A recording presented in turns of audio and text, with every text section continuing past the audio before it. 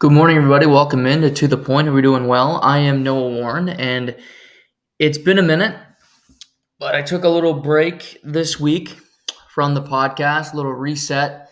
Happy to be back with you all today. Happy Easter to everyone who celebrates. And we have a lot to get into today because it's been a week since we last spoke. But happy to be with you. Baseball has commenced.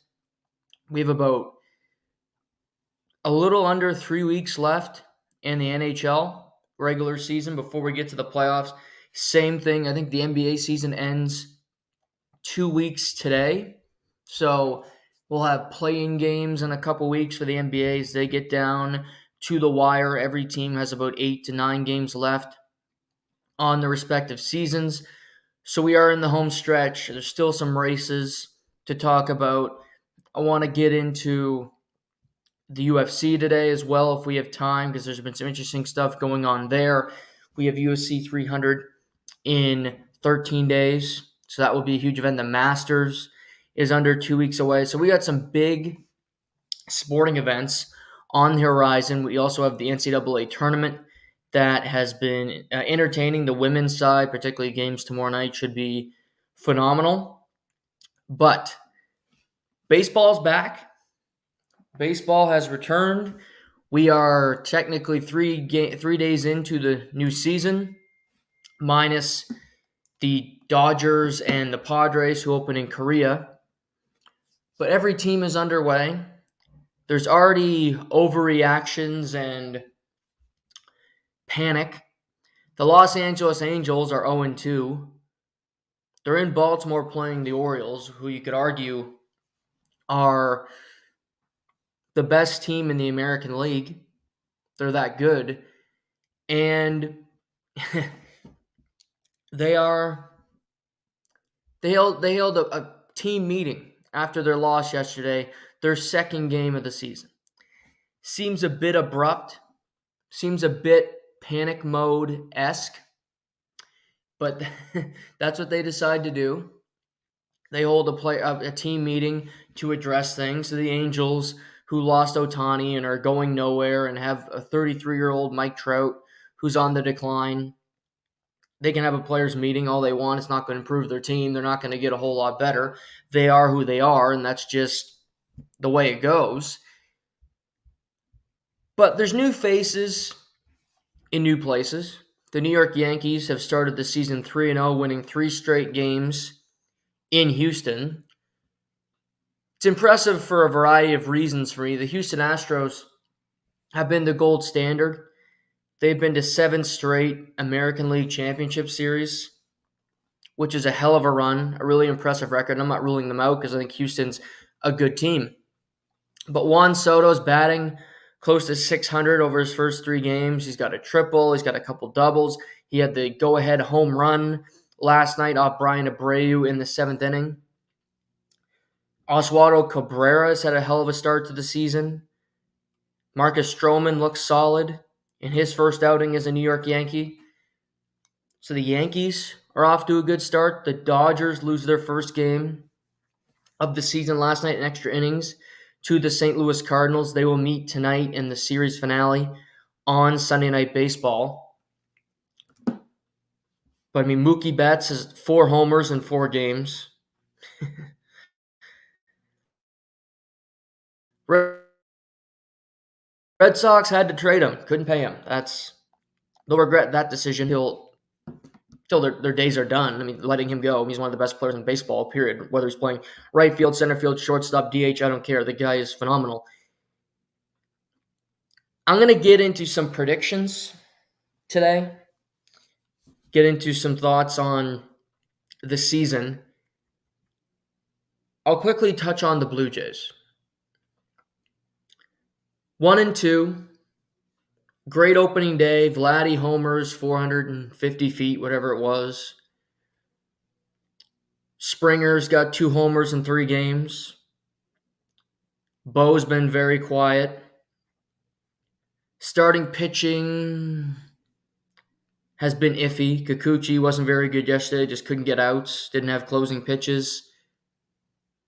David Bassett was not good the night before. Now, it's 3 games. Do I think the Toronto Blue Jays are a better team than the Tampa Bay Rays? Yes. Tampa Bay Rays, half their team's on injured reserve currently. They don't have started Jeffrey Springs, Ketteridge, Shane McClanahan, Shane Baz, all starting pitchers not available for them. But Zach Liddell, former San Francisco Giant, pitched brilliantly yesterday. And Arozarena had some big hits.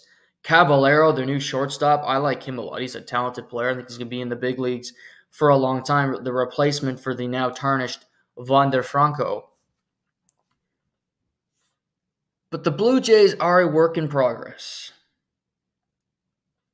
I seen Steve Phillips, and I like Steve. I think he's a good analyst. I think he does a good job on TSN. I don't think he's a homer, which I appreciate because it's easy to be one in the media nowadays.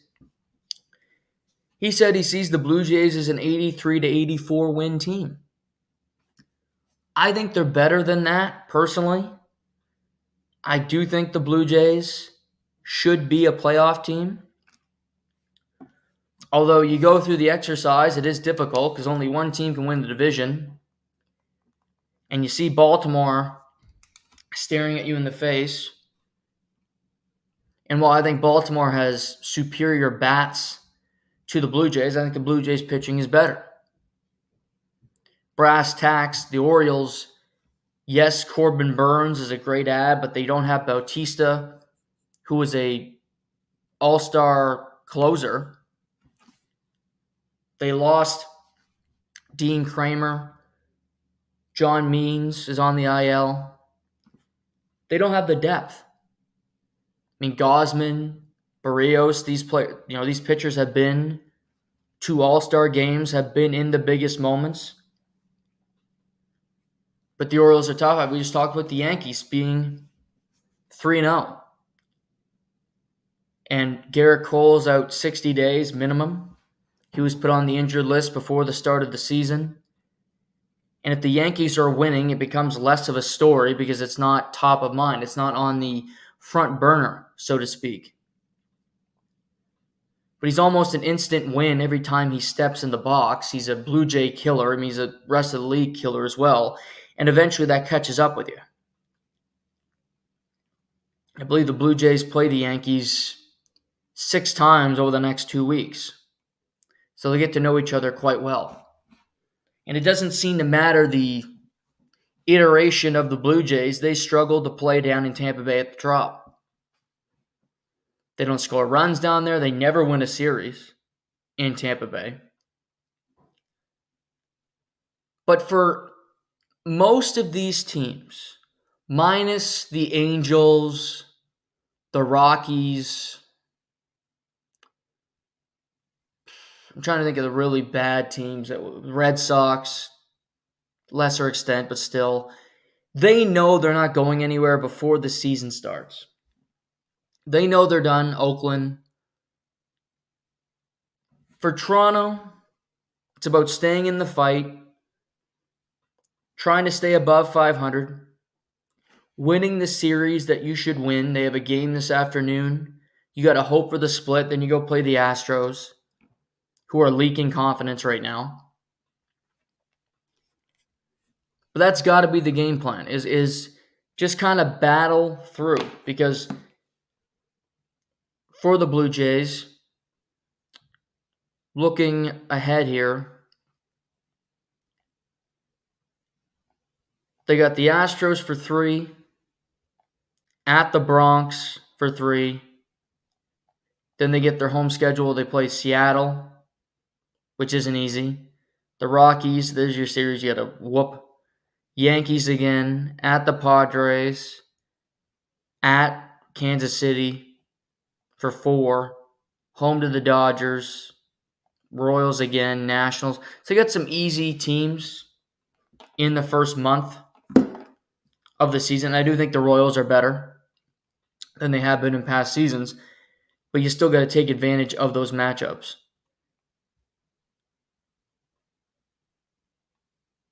But Baltimore, to me, will win the American League East because And I think the Blue Jays can keep it close because I just think you look at Rushman to Santander to Gunnar Henderson.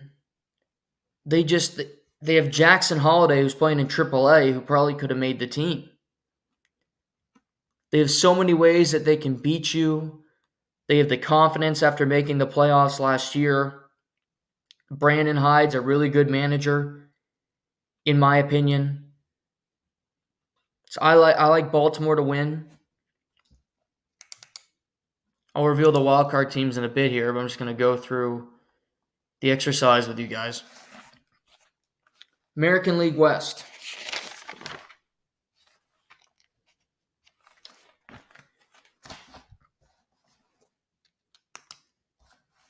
Texas Rangers, World Series champions. Jordan Montgomery departs the team to go to Arizona, who they beat in the World Series. Scherzer on IL for a while. DeGrom on IL for a while. John Gray, Nate Eovaldi, Dane Dunning. I still like their team a lot. Simeon, Seager, Garcia, Jankowski, Evan Carter, who's my prediction to win Rookie of the Year. Still a rookie because he didn't play enough games last year. They had David Robertson of the bullpen, who's pitched in high leverage moments. Texas is still a really good team. They built this team to win multiple World Series, to compete for multiple World Series. While Houston's been the standard, Dusty Baker departs. You bring in Josh Hader, Verlander's on IL. McCullers is out for most of the year. I don't love their pitching depth as much as I used to.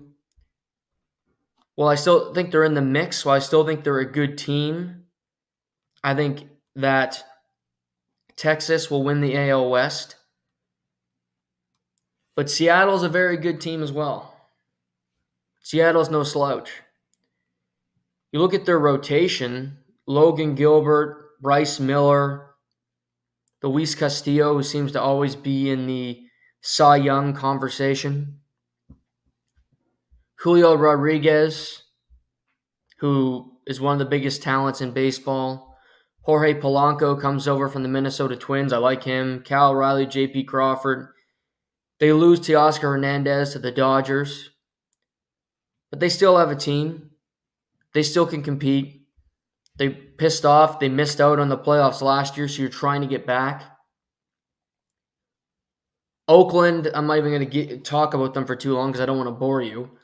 Oakland's trying to move to Vegas. Vegas doesn't want Oakland because they're a shit team with bad ownership. And their plan to build a stadium is not great, according to business experts. Plus, if you're Vegas, why would you want a team to move to you? You want expansion. You want to build your own team. Look at what the Golden Knights have done. They've been to 2 Stanley Cups. They're going to make the playoffs again this year. They've had such an incredible run as a franchise. So Oakland they're going to have the lowest attendance in baseball. They have the shittiest stadium in baseball. They need to figure that out. On the field, who cares? Angels, we just talked about, they are not a good team. And they don't even have Ohtani anymore, so they're not really interesting. Mike Trout's there. Anthony Rendon's playing. Doesn't want to be playing, but he's playing. But I got Texas winning the AL West. AL Central. Really one of the weaker divisions in baseball. I'm going with the Twins again. They do lose Sonny Gray, who's now a Cardinal. But Royce Lewis, who was phenomenal against the Blue Jays, if you remember in the playoffs last year, he got injured yesterday. He's out for at least a month, which is a blow. And this team gets injured a lot because Byron Buxton, who's a great center fielder when he's healthy, but he's injured a lot. Correa's banged up. So they have warning signs or they might not be great. They had Manuel Margot. They are added the veteran Carlos Santana, who always ends up on a playoff team one way or another. But I look around them. Tigers. I mean, they're young. They're going to play some young talent. The Miguel Cabrera era is over, so that's a good thing for the Tigers. Javi Baez remains there, which is kind of awkward because he hasn't been good since signing with Detroit. Bring over Jack Flaherty from the Cardinals. Bring over Kenta Maeda from Minnesota. Mark Canha, who had a good day yesterday, a veteran. Tigers could be interesting. Cleveland, Terry Francona retires. Shane Bieber, Tanner Beebe. I like their bullpen. Tristan McKenzie's interesting. You look, Josh, the Naylor brothers, Jose Ramirez is always great. Laureano Jimenez. Cleveland is a good team. They're fringe playoff team for me. They have their warts. Royals. This Royals team, and this is not saying much, the best Royals team that they've had in a long time. They had Michael Wacha, Seth Lugo, two starting pitchers, good ones. Adam Frazier, second baseman. Nick Anderson, good bullpen arm. Jordan Lyles, another starting pitcher. And Kyle Wright, who was really, they got for nothing. Used to be with the Braves. They want to see if he has anything left, just like the White Sox did with the Canadian, the big maple, Mike Soroka, who pitched yesterday, not very well. But he's had two Achilles tears, so he's trying to bounce back. But Bobby Witt Jr. is a stud. Cole Ragans, the pitcher, pretty damn good. Still have Salvador Perez. Hunter Renfroe comes over. The Royals are not a World Series threat, but they've been a low payroll, low production, low give a shit meter for a long time. And yes, they're 0-2 to start the season, but they're playing Minnesota. And Minnesota's a good team. They won their division last year. They made it to the divisional round. They beat the Blue Jays. So White Sox, no faith in them. They're not going anywhere. So AL Central should be competitive because none of these teams are that good. But if the Twins have health, and I'm banking they'll have enough of it, the Twins will win the AL Central. Wildcard teams. Remember, there's 3 of them. I'm still going to pick Houston.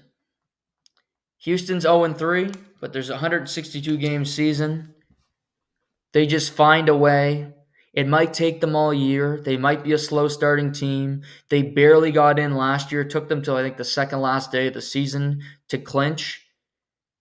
But I have too much faith in Houston to not get there. Joe Espada has been waiting for this opportunity for a long time. You still have Bregman. You still have Altuve. You still have Yordan Alvarez. Josh Hader out of the bullpen is great. Enough starting pitcher. Framber Valdez, when he's on, is one of the best pitchers in baseball. So I'm going to pick Houston.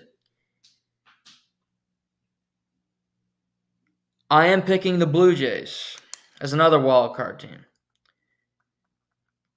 The Blue Jays have their warts, but their pitching's too good. Their bats are okay. I still don't understand why they didn't go get a third baseman, but that's another story for another day. There will be sellers. I think the Blue Jays should be a team looking to add.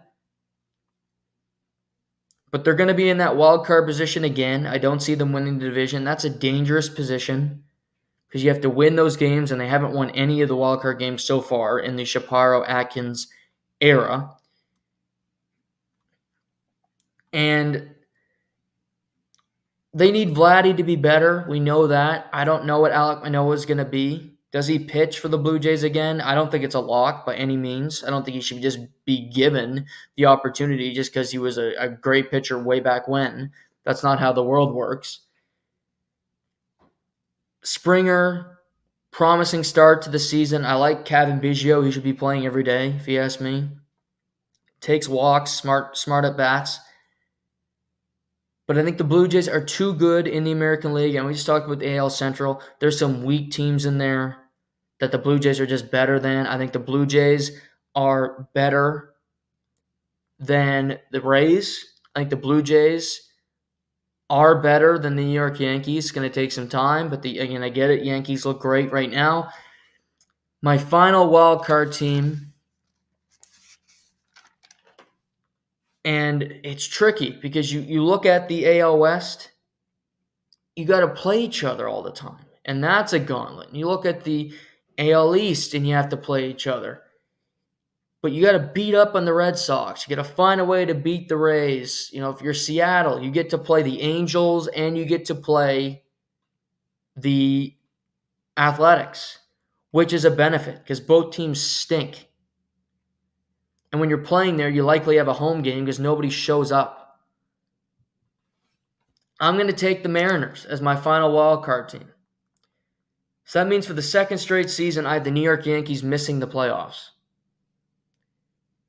I thought they'd miss last year. They did. I was correct on that opinion.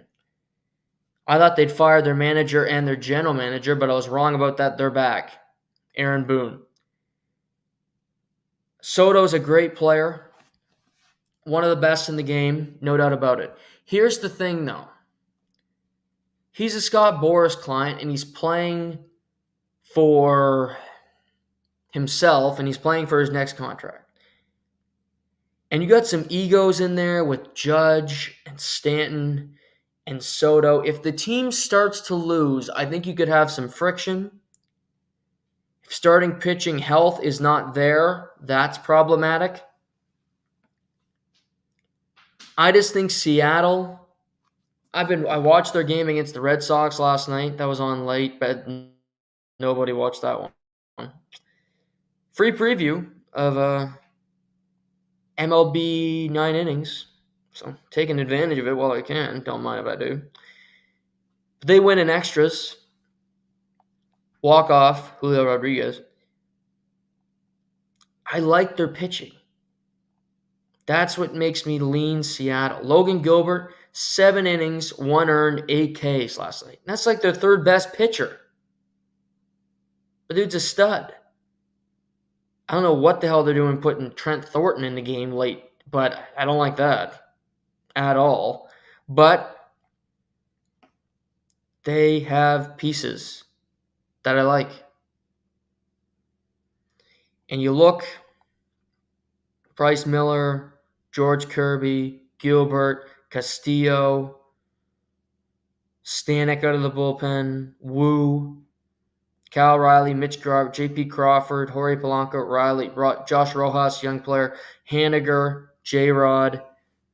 I'm leaning Mariners with the final wild card spot. So that's Baltimore, Texas, Minnesota, Houston, Toronto, and Seattle in the American League. Now, I mean the Rays missed the playoffs for the first time in 7 years, I believe. It's hard to rule them out because they always find, but I think this year will be the year for them. National League. Let's go there. Let's go to the NL East because that's where we started before. NL East. One of my favorite divisions to talk about because I get to talk about a couple teams that are really, really good.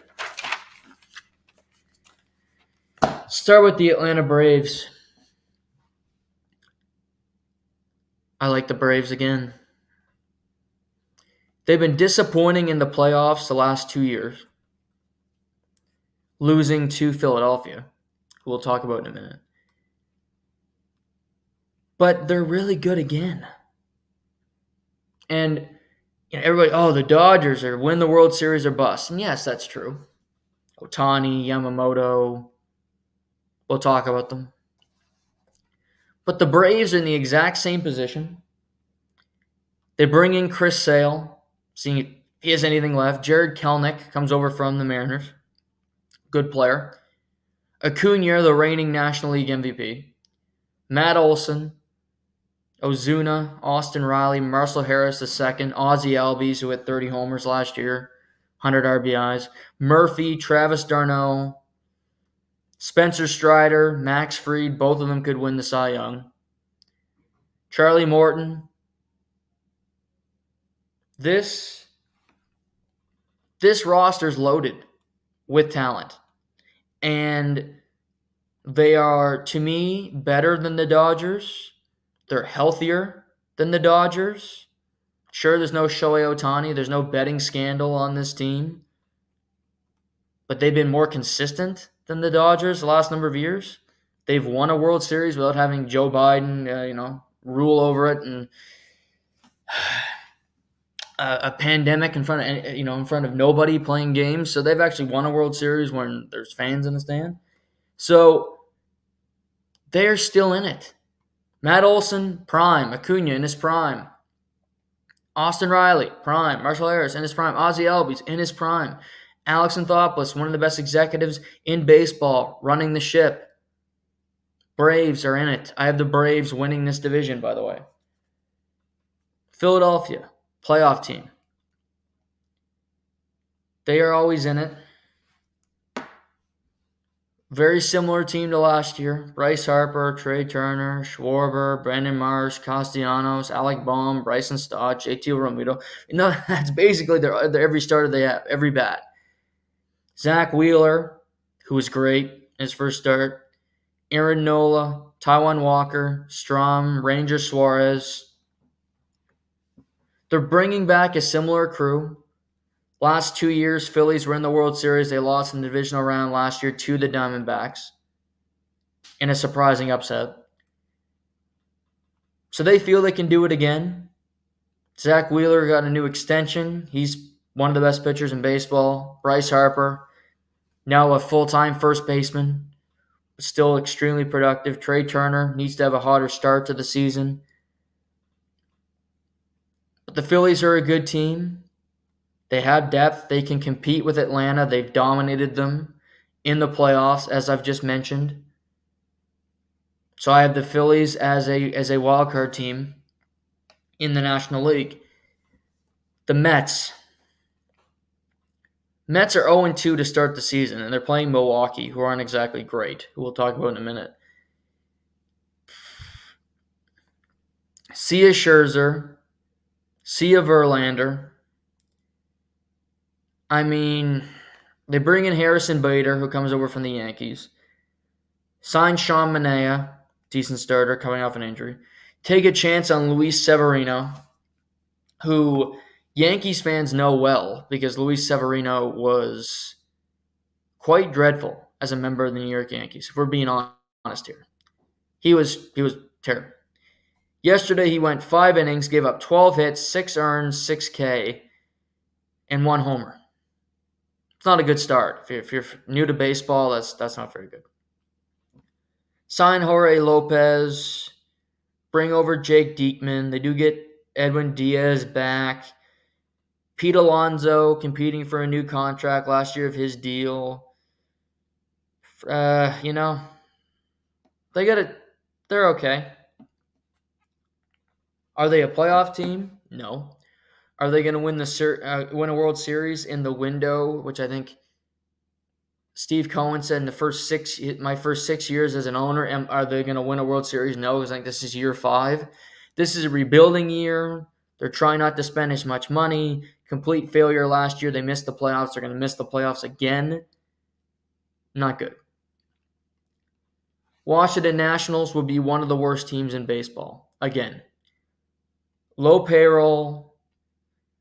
Joey Gallo was their biggest free agent signing, which I guess Joey Gallo being your biggest free agent signing is like saying the most... I can't even know. I was going to make a joke, and I can't make that joke because, it is Easter. It wasn't a religious joke. It was a joke about the Titanic, but I'm not gonna make it. Nope, I'm not going to do it. But Joey Gallo being your biggest free agent is problematic because Joey Gallo is a fringe major leaguer at this point. They bring over Nick Senzel from Cincinnati. But they should finish last in this division. The Marlins, who are 0-3 to start the season, they lost Jorge Soler to San Francisco. Sandy Alcantara, former Cy Young winner, out for the season with Tommy John. Yuri Perez, he has an elbow injury. Not out for the season yet, but doesn't sound good. Could be Tommy John. Woof. This team was in the headlines because Jazz Chisholm went on the pivot with Ryan Clark and Fred Taylor and Channing Crowder and talked about how he's the leader, his old leadership was crap, they treated the young players bad. Well, he's playing center field. He's made some good plays. Jazz is interesting. He was on the cover of MLB The Show, but he wasn't really a huge name yet. I think the Marlins are okay. I like Jazz. Jake Berger playing third's a good bat. Luis Arias obviously had a phenomenal season last year. Can he hit over 340 again? Could he possibly do that again for a third consecutive season? Unlikely. But if you're looking over the first couple games for the Marlins, who I mentioned are 0-3 every game at home, Arias is batting 0-7. He's only got one hit in his first 3 games, so he is off to a slow start.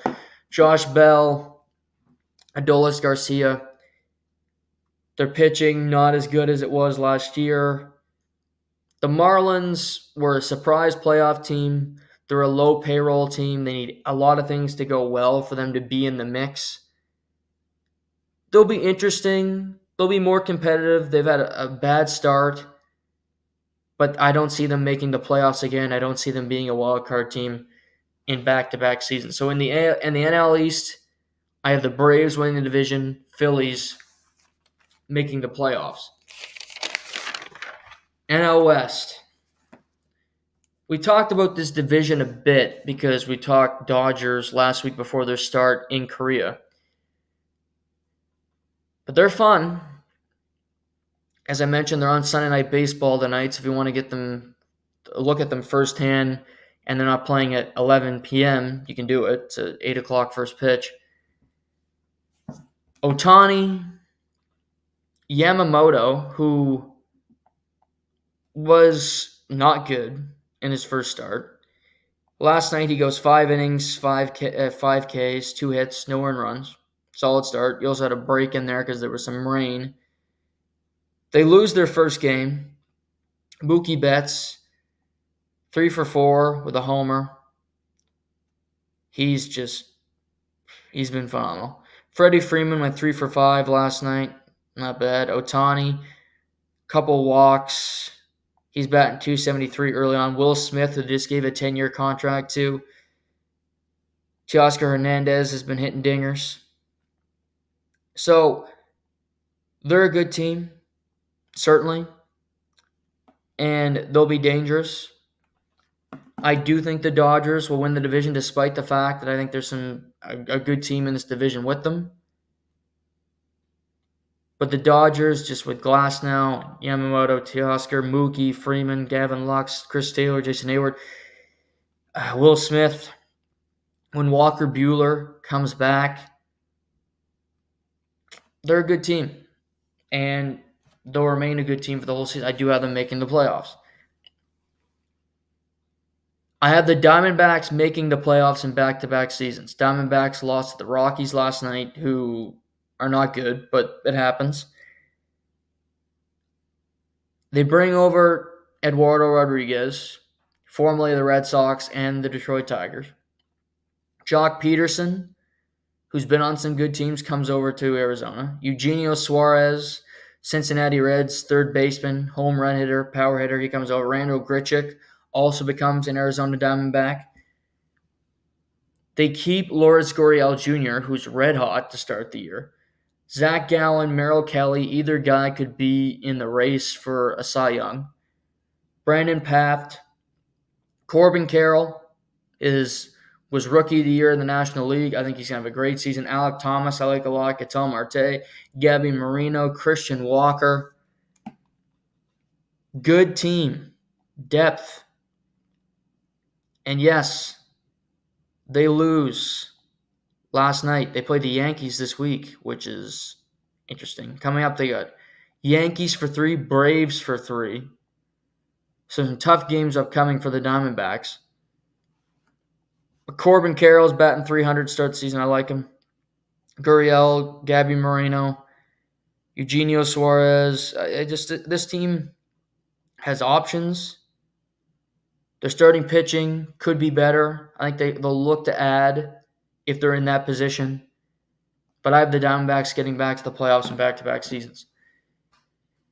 Padres. Padres and Giants. It's interesting because I think either team could possibly make the playoffs, you could argue. San Francisco is they've assembled a team full of free agents, really. They were aggressive.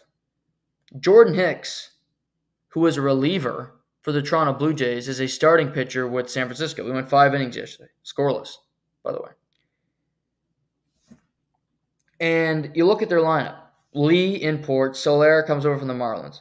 Slater comes over from the Marlins. Chapman, Blue Jays. Wilmer Flores comes over from the Mets. Conforto has been there a couple of years. But Nick Ahmed is from the Arizona Diamondbacks.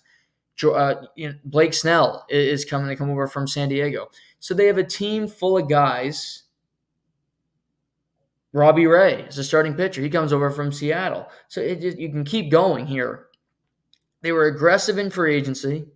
They want to be a competitive team. They want to be in the mix. They do not want to be the team that finishes second, even though you can't quantify that, for all these big free agents that people want, like Aaron Judge and like Shohei Ohtani. And I'm missing somebody before him. But every year it's, San Francisco came in second. Well, they couldn't get those guys, so they try to go get some pieces to try to make them competitive.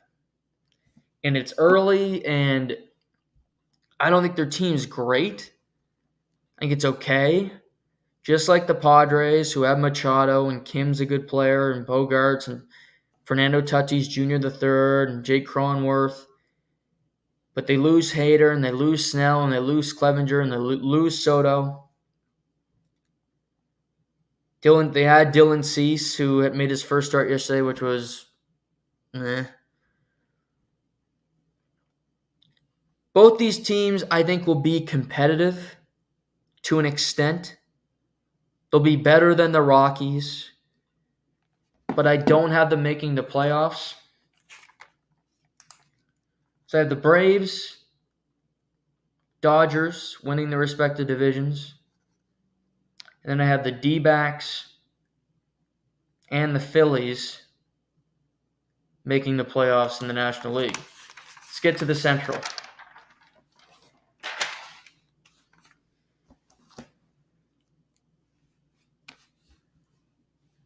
NL Central.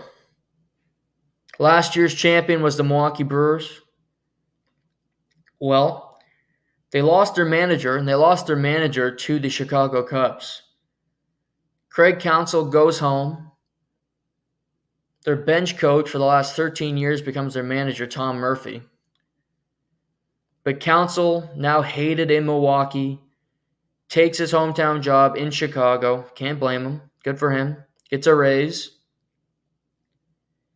This division is wide open. Wide open. You look at the Cubs.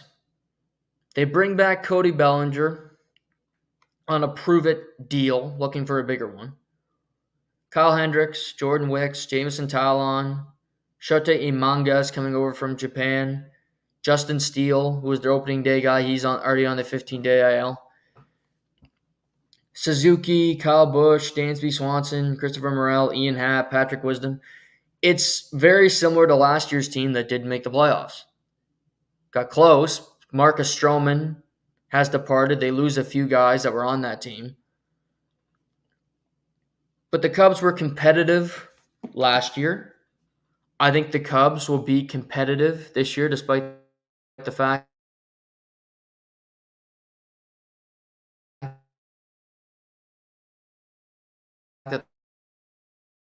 they're 0-2, the Chicago Cubs. Let's move over to St. Louis. St. Louis doesn't win the division, doesn't make the playoffs, which doesn't happen often in St. Louis. So they say, okay, enough of this. Go add Sonny Gray, add Lance Lynn, Matt Carpenter, the veteran, comes in. Kyle Gibson comes over from the Baltimore Orioles. Still have Wilson Contreras, Nolan Arenado, Paul Goldschmidt, Tommy Edman, Nolan Gorman, Jordan Walker. Decent team. Some of those pitchers I worry about. Lance Lynn was a disaster everywhere he went last year. Gave up the most home runs in the postseason, any pitcher, Lance Lynn. So he has his warts about him. He can give you innings. But the Cardinals are trying to remain in it, and still you look at them and go, I don't know. Cincinnati Reds. New era. Joey Votto is gone. Was there a long time, carried the mantle, was Cincinnati Reds baseball. But now you look up and go, well, Ellie De La Cruz is really the face of the Cincinnati Reds. He's learning English, credit to him. Talking to the media in English, credit to him. Jonathan India, McLean in center field, Tyler Friedl's fun player. Spencer Steer, Hunter Green can flat out pitch. They add Frankie Montas, trade for Espinal from the Blue Jays. Jaime Candelario comes over, who's bounced around as a third baseman in multiple locations.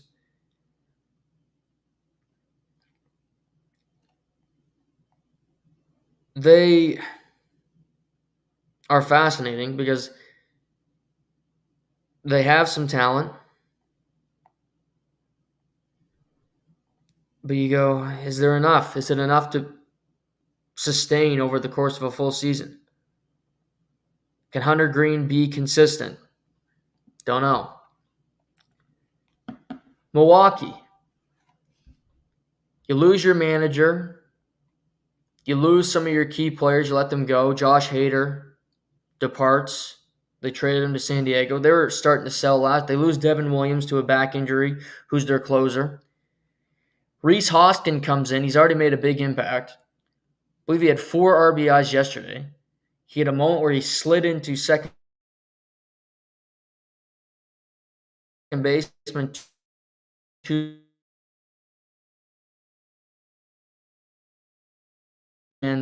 Can't stand Rhys Hoskins. But he's made an impact.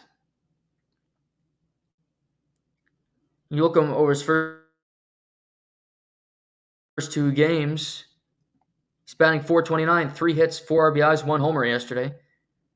Willie Adames, William Contreras, they still have some bats. Jackson Chirichio, who's in right field, who I like. First couple games of his career, I think he's a good player. But it's a new era, new manager. You'd like to stay in the fight, and I think they will because the division's so topsy-turvy. Pittsburgh, 3-0 start on the season, beating up on the Marlins, who were a playoff team last year. Add Marco Gonzalez from Seattle. Add Rowdy Tellez from Milwaukee. Add Aroldis Chapman. Martin Perez comes over from Seattle. Braxton Ashcraft comes over from the Cincinnati Reds. McCutchen returns. O'Neal Cruz. Brian Reynolds. Brian Hayes. Pittsburgh is a decent baseball team. They were putting no resources in. They put some. They open with the Marlins for 4, then at the Nationals for 3. Good way to start. Tigers this month. They got the Phillies, Mets, Red Sox. I think they can compete. I think this division is going to be wide open all year long because I don't think any of these teams are good enough to run away with it. I don't think any team is bad enough to completely fall out. And it's tough to pick a division winner. I'm going to pick the Cardinals for me. Have a little more experience. Just have a little more fervor about them. And I think the Cardinals just have a tad bit more. And the rest, I trust their pitching a little bit. Goldschmidt, Arenado.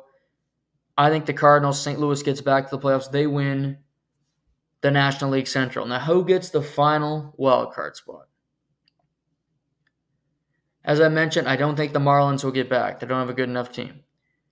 The Mets, no. It's not going to be the Washington Nationals, so that's not an NL East team.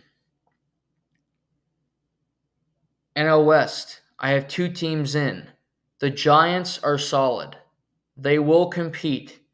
I think they're better than the Padres, and they are certainly better than the Colorado Rockies, who have no aspirations for anything other than failure.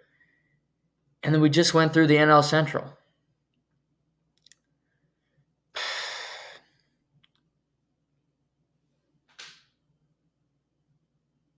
It's interesting. I'm going to pick the Cubs as the final playoff team.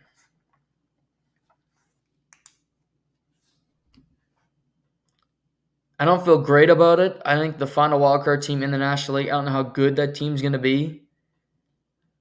It could be San Francisco, but I just think the Cubs are a tad bit better than them. Maybe Pittsburgh surprises people. They have a pretty solid season. The Reds could get hot. I think it's going to be a low payroll team unless it's the Cubs. Like, the Cubs are not spending huge money. They're trying to compete to a certain level. We're going to go with the Cubs to make the playoffs in a very crowded National League Central. My World Series this year, I've been on the Braves the last couple of years and they burned me. And while I think the Phillies are scary and the Phillies are their toughest competition, yes, Dodgers fans, I'm going to pick the Braves to represent the National League in the World Series.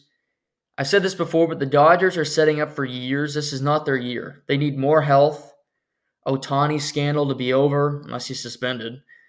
But they need that to go away. They need their health. They need Walker Buehler back. They need their players in place to compete. Dodgers will be World Series frontrunners for years to come, but I don't think they're winning it this year. I have the Braves representing the National League. In the American League, I'm picking the Texas Rangers to get back. I pick Baltimore, and I like Baltimore a lot, but I think Texas has better pitching. And they've been there. They've been through the wars. They have the players, and I think their pitching and their bats are just a tad bit better overall than the Orioles. But the Orioles are not going to be an easy out. And I have the Braves winning the World Series. Braves winning their second World Series in the last number of years. Alex Anthopoulos winning his second World Series as an executive. Getting to the top of the mountain. Building this great team. Signing smart contracts to guys like Ronald Acuna Jr. to sign a 10-year, $100 million deal, which I still don't know how he pulled that off. That's my World Series. Right now, the Dodgers are the betting favorite at plus 330. The Braves plus 430. You have the Astros third plus 700, followed by the Yankees, Orioles, Texas, the Phillies. Blue Jays are eighth at plus 2,000. For player awards, for the MVP, in baseball, it really doesn't matter if you make the playoffs to win MVP or Cy Young. It doesn't. I think it was 3 straight years that the MVP in the American League and National League both didn't make the playoffs. 2 Yankees are on the top of the list. Aaron Judge, great player, but I worry about health, and I'm not picking him again. He's already won one.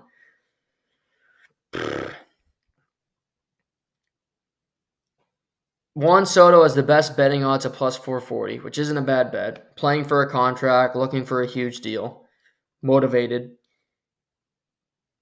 I like the value for Julio Rodriguez, the Seattle Mariners at plus 1100. Great player. Yes, he plays in Seattle. That can be overshadowed a little bit, but he's a great, great talent. And that would be my selection personally, is him. National League, Acuna's betting favorite plus 500, obviously won it last year. Mookie Betts right behind him at plus 550.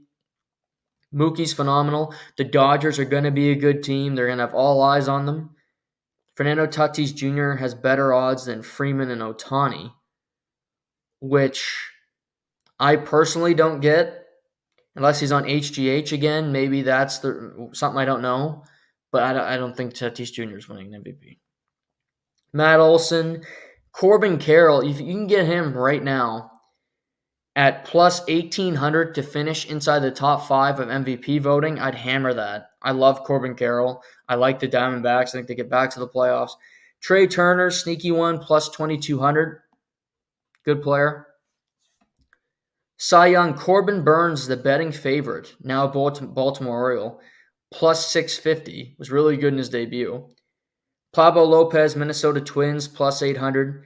Tariq Skubal of Detroit, plus 800. Interesting. Kevin Gausman, who is on the hill today for the Blue Jays, at plus 950. George Kirby. I'm taking Luis Castillo of the Seattle. I'm taking a Mariners. I'm taking a Mariners betting here. I like J-Rod to win MVP, and I like Castillo to win the Cy Young. And I think the Mariners make the playoffs. There's a little parlay that I like. Sneaky Cole Reagans plus 1,600, but I like that. NL Cy Young, you never want to take the betting favorite, and that's Spencer Strider, plus 380. But I'm gonna, because I think the Braves are that good. His stuff is just nasty. He's a great pitcher. Spencer Strider, plus 380. Rookie of the Year, I've already told you. Evan Carter, the Texas Rangers. He's the second betting behind his teammate Wyatt Langford. Jackson Holliday's third. He's in AAA right now, but I think he will be called up eventually. You got Ricky Tiedemann, who's not in the majors for the Blue Jays. Colton Cowser. We'll see. NL Rookie of the Year, Yamamoto, plus 240 for the Dodgers. You have Jackson Chourio from Milwaukee. Probably a good bet. But those are some of the futures that you can get currently on FanDuel Sportsbook when it comes to baseball. But baseball is back, which is great.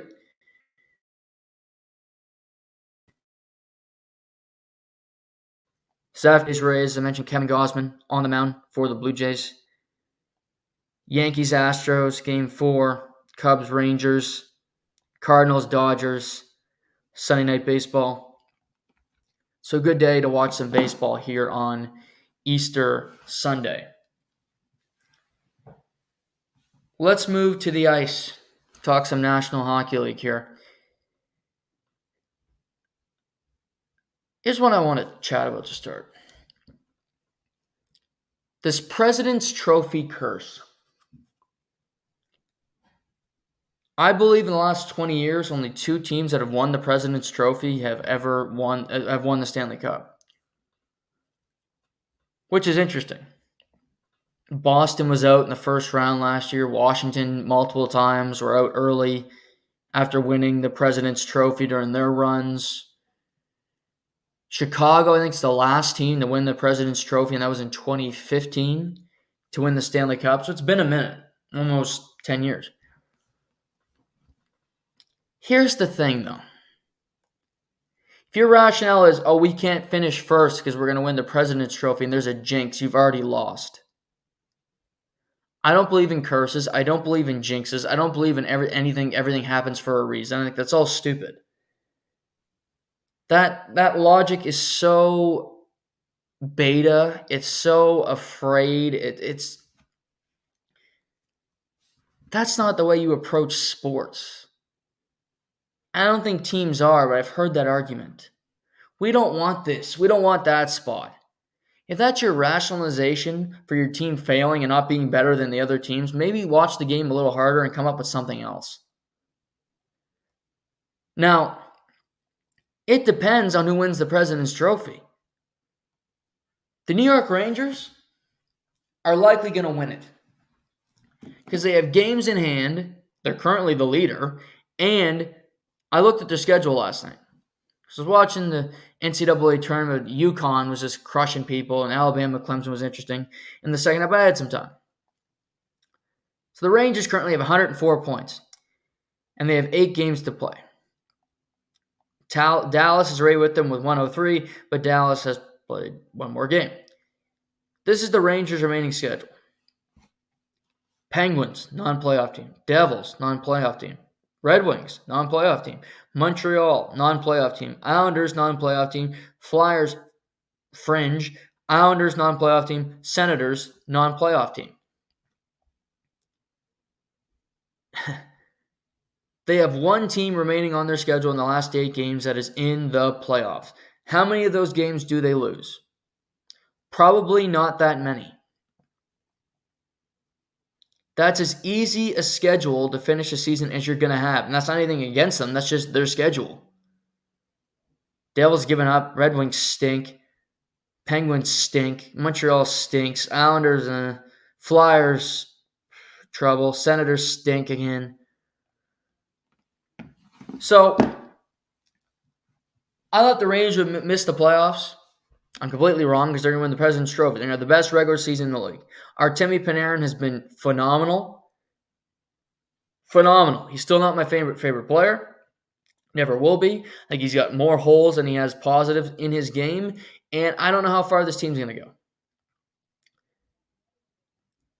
But this season, winning the President's Trophy is a benefit, and it's a guaranteed lock to win in the first round. I'm willing to say that.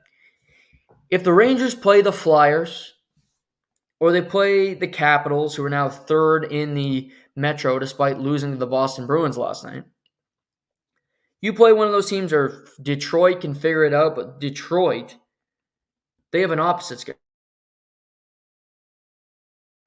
This is who they have. At Light, home to the Rangers, playoff team. Sabres, no. Capitals, playoff team. At Penguins, no. Maple Leafs, Montreal. It's not that tough, but it's more difficult. The Rangers, Lightning this week, it's tough sledding. But if the Rangers win the President's Trophy, they're going to get the second wildcard team. That's either going to be likely Detroit, Philly, or Washington. They could sweep any of those teams. Any of them. Because they're all not very good. I've said this. If Washington makes the playoffs, they'll be the worst playoff team of all time. And they might be third in the Metro. That's how bad the East is this year. There's no Florida, who's playoff ready in game, and they have Sam Reinhart, who's great, Matthew Tkachuk, who was nominated for the damn MVP of the league, and Bobrovsky, who's won 2 Vezinas waiting for you. You have Charlie Lindgren in net, Ovechkin, who might be the best player on a bad team, Dylan Strome, okay, he's a good player. John Carlson played 1,000 games last night, and his kids read out the lineup card. Who gives a fuck? And that's all they got going for them. They're not winning.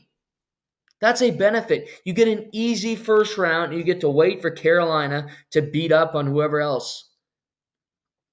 That's your start of your playoffs. Couple weeks later than everybody else. If I could play the Lightning or play the Flyers, it's night and fucking day. The Lightning are not a great team, but they're playing well right now. And Kucherov's going to be nominated for the Hart Trophy. And Braden Point's got 40 goals, and Vasilevsky's playing pretty well, and they've won 4 out of 5. And they're comfortably in. They're only 4 points back of the Toronto Maple Leafs, and they play each other on Wednesday. Could be a more important game than we might think. Like for the Atlantic Division winner, you're going to get Tampa in the first round. That's not fun. Because they've been through the wars. They know how to win. You play Washington, you play Philly, you play Detroit. Who cares? Wounded team that isn't good. You get by them quick and move on. So I think the Rangers are going to win the President's Trophy. I think there is a significant benefit this year to doing it because you're going to get a soft crap opponent and get ready to play Carolina. Carolina's game. Carolina's good. Carolina's better than they were last year, and they were a great team last year. Carolina can beat any team in the East. Any team, and I don't think you can say that for every team in this situation. Do I think the Rangers could beat Florida in a 7-game series? I don't. I still have a lot of faith in Florida. They've dipped a little bit as of late. They still find ways to win. Like the Rangers went 8-5 yesterday. You find a way to win late in the season. Jonathan Quick becomes the most winning goaltender, has the most wins by an American goaltender in the history of the league. Legend, future Hall of Famer. Sometimes that's just the way the cookie crumbles. You find a way to win that game on that particular day. But this President's Trophy, we can't get it. Oh, that's such weak mentality. Such beta mentality. If you're afraid because other teams have failed, maybe be better than the other teams. Prove that you're more dominant than these other weak teams that have failed before you. Don't run from the opportunity. That's just such pathetic.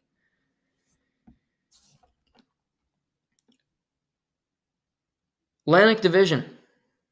Race is on. Boston's played 75 games. Florida's played 74. They're separated by 2 points. Boston wins in the gimmick against the Washington Capitals last night. Florida wins in the gimmick in Detroit yesterday afternoon. Florida remaining, they're at Toronto on Monday, at Montreal Tuesday, at Ottawa, at the Boston Bruins next Saturday. Massive game. Senators, Blue Jackets, Sabres, and they close their season against the Toronto Maple Leafs on April 16th. So 3 playoff teams and down the stretch. And they get Ottawa twice. And Ottawa has won 5 in a row. So credit to them. That's what they do this time of year.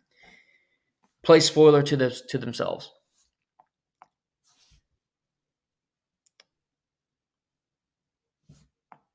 They played the Maple Leafs twice, and you could argue those are bigger games because the Maple Leafs trailed them by 6 points, and the Maple Leafs do have a game in hand. The Maple Leafs have 9 games left to Florida's 8.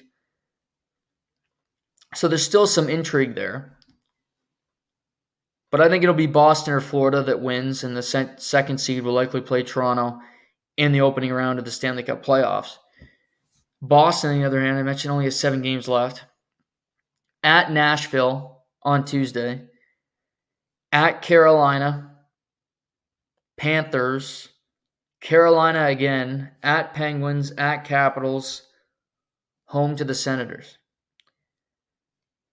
So they have a tough schedule. Predators are going to be a playoff team. Yes, they've lost 2 in a row. That was bound to happen, but they played a very entertaining game against Colorado yesterday, where Nathan McKinnon looked like the MVP of the league, because he is. But their next 4, all playoff teams. And all really good teams that have something to play for. That will not be just handout games for them. Curious to see what happens. I think Boston wants that 1 seed. I think they need it more than Florida. No, I do think Boston can compete with Toronto, but I think the Toronto Maple Leafs want Boston in that first round because it's a better matchup for them. Florida's a tougher team. They know how to play Toronto. They can beat them up. I don't want any part of that smoke. Because I don't think Toronto's going to win that series. If they play Boston, they have a much better chance. Just plain as day for me. But the race will be interesting. They play each other one more time. Both teams find ways to pick up points. Boston this season has lost 15 games in overtime or the gimmick, which is a staggering amount of games. The Islanders, the only other team, they have 15 as well, which I can't believe. Kraken, 13. But a race for the Atlantic down the stretch here. Out west, you do have Dallas and Colorado. Dallas currently has a 3-point lead on Colorado. Colorado does have a game in hand. They do not play each other again. Colorado at Columbus on Monday, at Minnesota, at Edmonton. Oh, they do play Dallas, pardon me. They play Dallas next Sunday. Against the Wild again, home to the Jets, at the Golden Knights, and at the Oilers. The Colorado's got a tough schedule to go here, while Dallas, home to the Oilers, at the Blackhawks, at the Avalanche, home to the Sabres, home to the Jets, home to the Kraken, and home to the St. Louis Blues. I think Dallas has found their game. Ottinger gets a shutout last night. They're playing with that confidence. They have so many guys. You look at Rupe Hintz, Joe Pavelski, Jason Robertson. They're all going to close around 30 goals.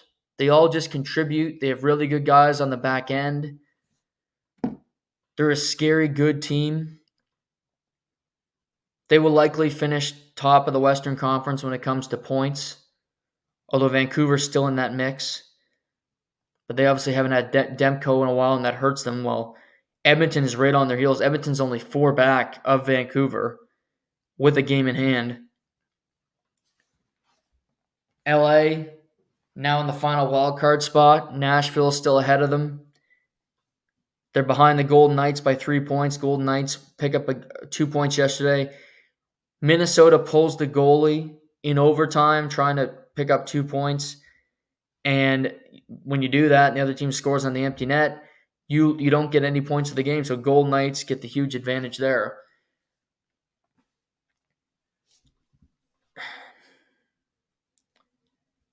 Dallas, a really good team. I think Colorado's great. Winnipeg is... I talked about Winnipeg before. I thought they'd have a tough second half. I like their deadline. But I just think the teams above them are more skilled and they're just better. Dallas was in the conference final last year. They took Vegas to 6 games in a really hard-fought, tough series. Colorado won a Stanley Cup 2 years ago. Edmonton Oilers have Connor McDavid and Leon Draisaitl. Vegas won a Stanley... I just look at the beasts around them, and I don't think they match up. I do think it's better for them to play Colorado than to play Dallas in the opening round. However, just the way that style works, the more physical brand of hockey they can play in Colorado. But you're going to have to deal with Nathan MacKinnon, who is... he's a freak of nature. Up to 127 points, 47 goals on the season, 80 assists. Rantanen got to 100 points yesterday. Cale Makar has 81. And these guys are just... they've been phenomenal. Cale Makar will be nominated for the Norris. Nathan MacKinnon will be nominated and win the Hart Trophy in all likelihood, in my opinion. His first one of his career. Avalanche and Dallas are the cream of the crop in this division. They're 2 really good teams. They battle, they play each other hard. Solid goaltending, really good skill on both sides.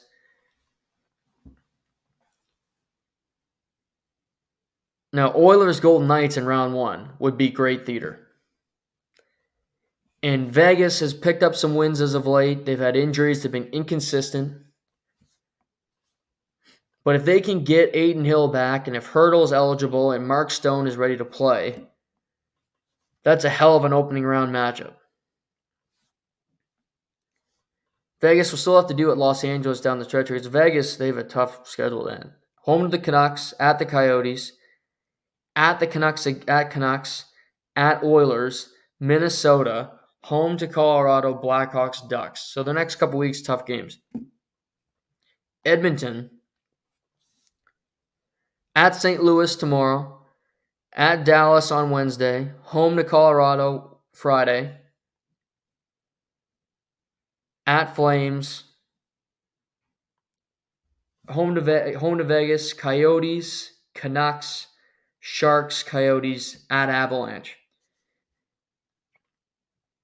The Kings, I hope it's Oilers, Golden Knights. I don't want to see Oilers, Kings. We've seen it twice. And yes, we did see Oilers and Golden Knights last year, but that was a phenomenal series. A lot of heat in that series, some bite.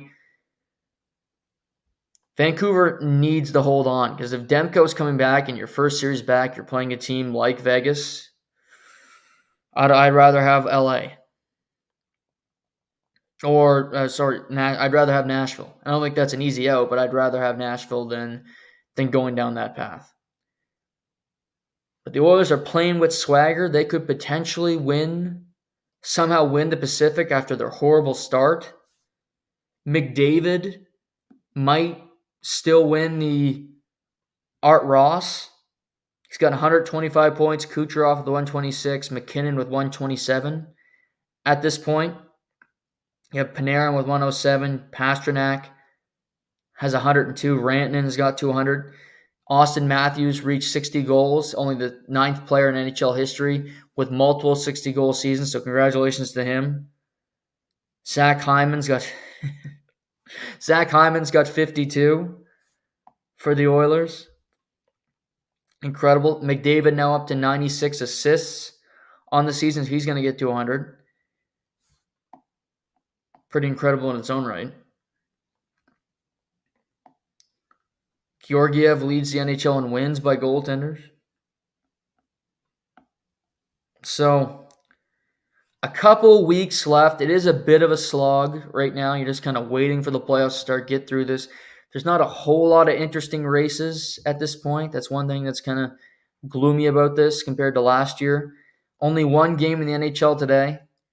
Anaheim, who got completely smoked by the Edmonton Oilers yesterday, they are in Vancouver to play the Canucks, who haven't played since Thursday, losing to Dallas. So Ducks, Canucks this afternoon. Actually, it's a 4:30 puck drop here in Atlantic, Canada. So we get a full slate tomorrow night. Detroit, Tampa, huge game. Islanders, Flyers, who play each other twice this week, huge game. Florida, Toronto, not a huge game, but it's an interesting game. Oilers, Blues, the Oilers, Kings, Jets. So we got some good hockey coming up. Like I said, the season's over on the 17th, I believe. Might be the 18th. Yeah, 18th is a Thursday night. So 2 weeks from Thursday, the NHL regular season will be over. The playoffs begin on 4/20. So smoke up. What else did I want to get into today? We'll get into some NBA later in the week. NCAA tournament. 2 teams are in the Final Four. The UConn Huskies, who won the national championship last year. They played Illinois yesterday. I thought it'd be a great game because I thought Illinois might be the second best team in the tournament. But they won at one point. They went on a 30-0 run. It was 50 minutes of live time between Houston's points. Houston getting a point. So there's a halftime in there, and it was something else. Klingon, the big man, had a huge game. His game of the tournament. Everybody contributing, attacking the paint, finding ways to score. Illinois could do nothing. Terrence Shannon Jr. had his worst game of the tournament. Bad game to have it. Illinois, every team seems to be in it with UConn for the half. Once the second half starts, they take over. They're into the Final Four again. They beat Northwestern. They beat San Diego State, who they beat in the national championship game last year. They beat Illinois, who won the Big Ten. And now they set up a matchup with Alabama, a surprise 4 seed that are into the national championship game. They played a really interesting, good game against Clemson yesterday. They attempted over 35 threes. They knocked down 16 of them. Sears, who to me is so creative, shoots too many threes because he's an okay shooter, not a great shooter, but he is confident in his stroke. Pringle put up 16. He played great in the defensive end and on offense. Sears had 23. You had Stevenson, who made 5 3-pointers, all from the corner. Grant Nelson, who was in foul trouble, he picks up 8 points. Griffin, 13, 4, and 8. Estrada nearly had a triple-double. This team has a chance if they shoot well from 3. But Clemson is a dangerous group. UConn's a dangerous group, and you're going to need a lot to go right to beat UConn because they are just the best team in this tournament, if you ask me. Now, you could argue the second best team is on the other side of the draw, and that's Purdue.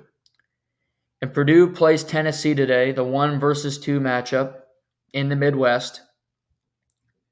Zach Edey's been phenomenal this entire tournament. Braden Smith was great on Friday night as they blew out Gonzaga. Their guards are playing better. They seem to be putting it all together. We'll see what happens today. I picked Tennessee to get to the Final Four. I'm not feeling great about it because I think Purdue's playing better. They're a better team overall. I think I can be wrong about that. I think Purdue advances. And then you have Duke and NC State. Houston, their best player, Shed, gets injured. They only put up 50 points on Friday. So they lose. Duke advances. NC State pulls up another upset. Weren't supposed to be in the tournament, then win 5 games in 5 days, then win 7 games in 12. They upset Marquette and Shaka Smart, and now they play Duke, who they beat in the ACC tournament. They have been, DJ Burns, player of the tournament. You could argue the story of the tournament is NC State. NC State women and NC State men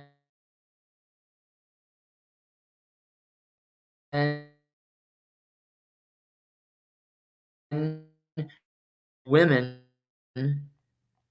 play at 4 against Texas. So both teams in action today, both trying to pull off upsets. Duke, not a great school, not a great team, but they're here. Credit to them. They keep finding a way. I think NC State beats Duke today. NC State gets to the Final Four, and you see a couple matchups that are not that compelling on paper.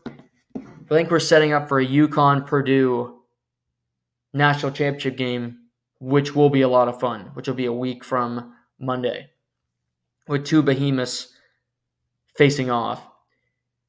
The women's draw, today's games are fine. Oregon State against South Carolina, who got a scare on Friday, but they survived.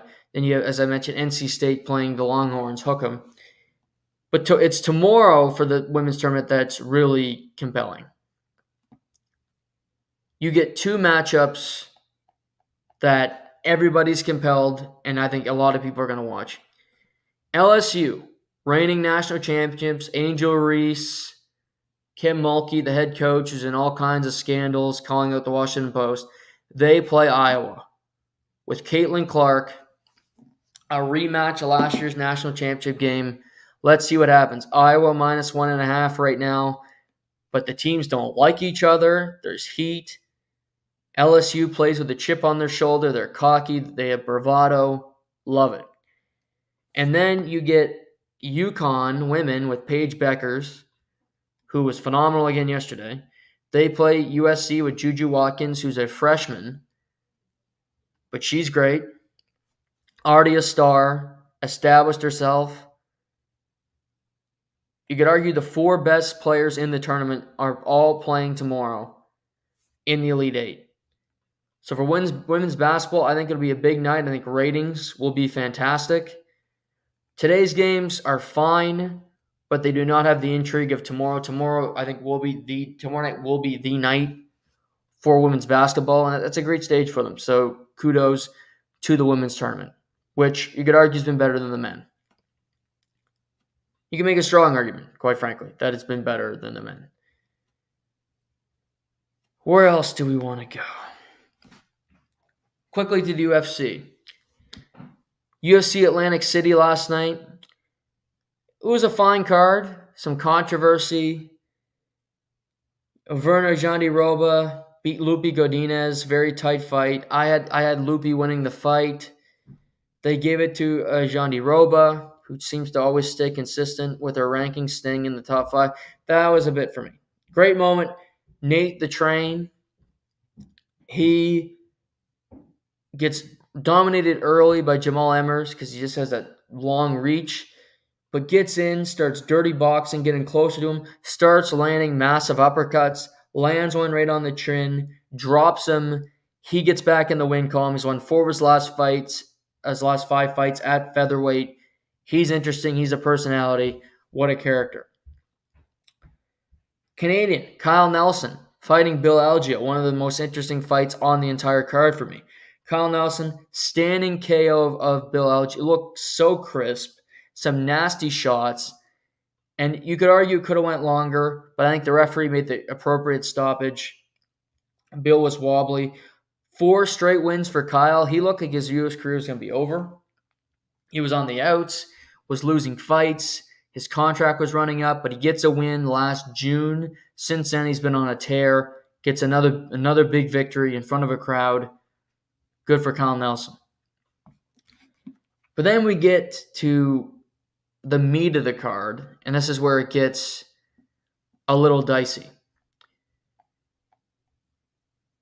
Nursultan Ruzabayev against Sadiq Dumas. Ruzabayev hits Dumas with an eye poke.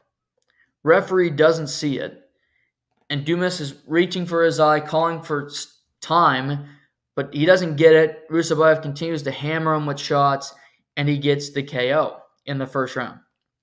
There was an eye poke. I think Dumas will probably want to appeal it, and it's a weird way because it's a win, but it's a weird win.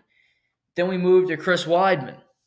Weidman, been through it all, leg injuries, veteran, former middleweight champions, beat Anderson Silva twice. He's fighting Bruno Silva.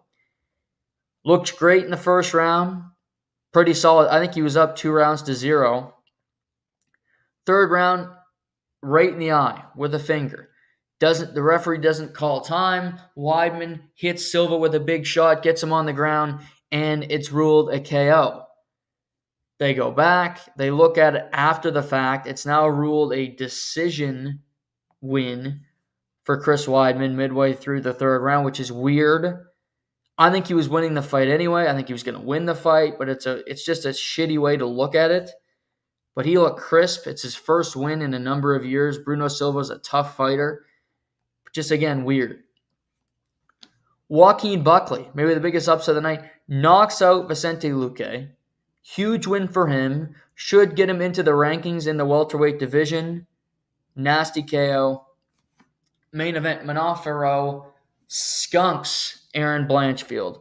Looked phenomenal. She's undefeated in the UFC. She's won 7 in a row. She now should sit and wait for the winner of the Ultimate Fighter. Valentina Shevchenko, Alexa Grasso. They're coaching the Ultimate Fighter. I think they'll be fighting at the Noche UFC event in September. She needs to sit on her spot, wait for the winner of that fight. For Erin, just a really bad performance. Maybe it's time to regroup. Maybe you go and take on Rose Namajunas, who talked about being interested in that fight this week on the MMA Hour. UFC 300 in a couple weeks.